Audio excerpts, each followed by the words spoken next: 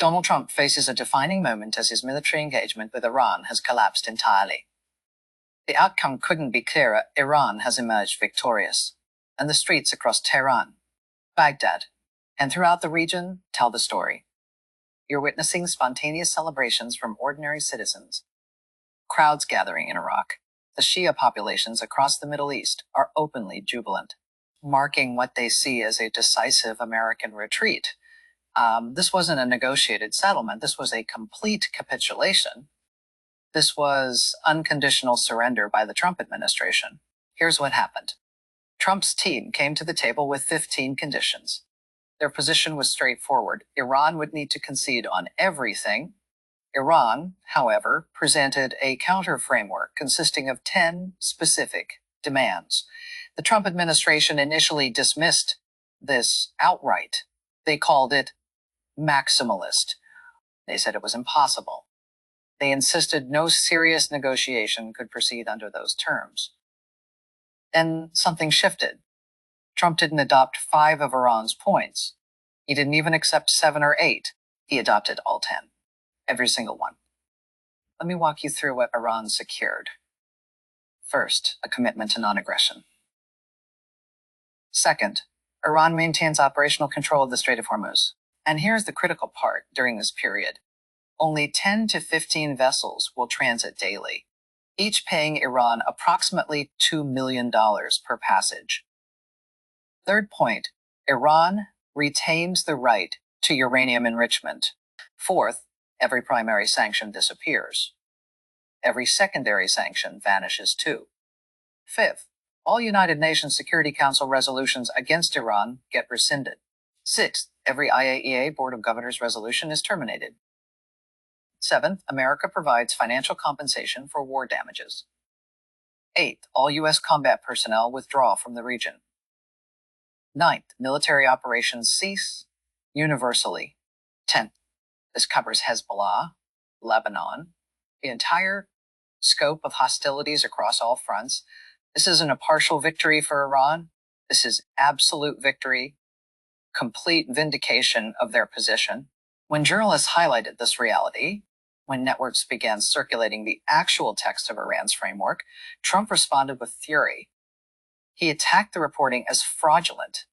He claimed the statement came from a fake Nigerian news outlet that CNN had irresponsibly amplified. His response was accusatory, defensive, unhinged. His FCC chair jumped in immediately, threatening regulatory action against the network for daring to publish Iran's official statement. Think about that dynamic. Instead of defending the agreement, instead of explaining why accepting every Iranian demand constituted shrewd diplomacy, the administration attacked the messengers, reporting what actually happened, yet Trump himself confirmed it. His own words made it explicit. He released a statement saying the administration had received Iran's 10-point proposal and considered it workable as a foundation for final negotiations. He acknowledged that points of past disagreement had been resolved. He mentioned a 2-week window to finalize terms. What he was describing, whether he grasped it or not, was capitulation, complete and total capitulation. Look at how Iran's own statements describe the arrangement. During the 2-week window, approximately 10 to 15 ships daily, or perhaps the full total over 14 days, can pass through Hormuz after securing Iranian Navy escort and paying Iran substantial tolls. The pre-war flow was 120 ships daily with unrestricted passage. That shift in leverage, that transformation of the strait from an international waterway to an Iranian toll road, represents a seismic geopolitical realignment. The United States is releasing frozen Iranian assets. Iran's nuclear program continues. Iranian proxy groups across the region receive security guarantees. Prominent analysts are framing this correctly. One observer stated plainly that this constitutes the most significant strategic defeat America has experienced since ascending to superpower status. That assessment might actually understate the magnitude. Trump's communications director responded with vitriol, attacking the messenger rather than addressing the substance. That's what happens when facts are indefensible. The argument becomes personal. The rhetoric becomes desperate. Anyone who has followed these developments over weeks, who has tracked how the situation evolved, understands what Iran's original proposal demanded. It was fundamentally simple: meet us on our terms, or there's nothing to discuss, and Trump met them on their terms. Every single one. Previously, internal assessments suggested these demands were too extreme, too unrealistic to ever be accepted, yet they were accepted. All of them. What comes next? The most probable scenario involves rapid deterioration. The ceasefire framework will likely fracture within days. Hostilities will resume. Markets will reflect that uncertainty with the usual volatility. Opportunistic traders will capitalize on the fluctuations. Ordinary people will absorb the losses. But step back and consider Iran's perspective. The United States president, the leader of what was once the planet's dominant military power, has just publicly confirmed acceptance of Iran's comprehensive strategic agenda. Iran's control of critical shipping choke points. Iran's nuclear advancement. Iran's proxy networks operating with implicit American recognition. From an Iranian standpoint, they've just witnessed American hegemony collapse before their eyes. They've watched Washington bow to their demands without reservation. This explains the celebration. This explains why ordinary Iranians are in the streets. They defeated the United States. They exposed American weakness. They humiliated the world's former superpower. Yet certain American media outlets, certain political figures who should understand the severity of this moment, are attempting to frame this as a diplomatic achievement. They're calling it a successful negotiation. They're praising Trump's deal-making. This represents either stunning ignorance or deliberate deception. Before this conflict, Iran did not control the Strait of Hormuz. Now it does. Absolutely. Now every restrictive sanction regime dissolves. American military presence in the region evaporates. America essentially acknowledges Iran's dominance. America commits to reparations. America concedes Iran's position as a regional and emerging global power. Consider now the regional implications. Saudi Arabia's crown prince is reportedly furious. The UAE leadership is deeply concerned.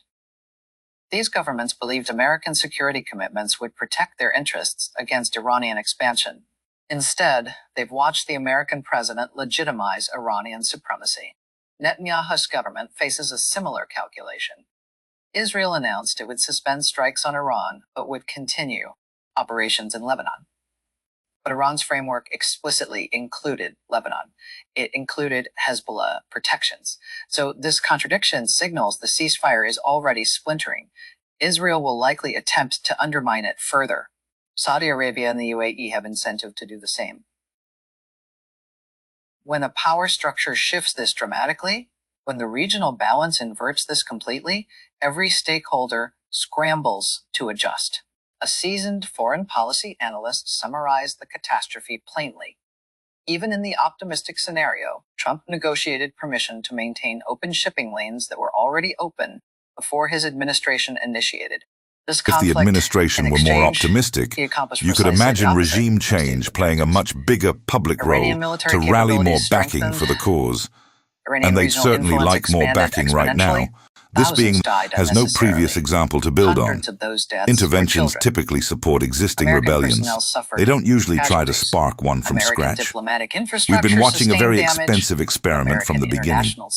Regardless, what the media conversation doesn't emphasize enough is the comparison between American beliefs and Iranian beliefs, even though that's necessary for this mechanism to trigger war. As a final point, we should talk about the implications. Note that for this to cause the war to end, it actually has to be aligning previously mismatched expectations. To be clear, I don't have inside knowledge about what's happening there and whether any of this information is accurate. It's always entertaining when both sides say contradictory things, and even more entertaining when one side contradicts what it already said. However, if you accept that the war started because of excessive optimism from America, 1% chance, then waking up alive and healthy tomorrow would make you slightly more confident. but not much. Disregard the emotional arguments. It's the same principle with Iran, just not quite as extreme. That's why I'm paying close attention. Military forces are already deployed. Washington will want to hang around a bit longer to keep sabotaging Iran's production capabilities. But that's about it. Make your own judgment. So what have we figured out? The numbers speak for themselves. There's some evidence America was overly optimistic in evaluating protesters going into the war. The media confuses general optimism as causing war, rather than a divergence in expectations between the parties. This might be shaping how the media collapse of American leverage.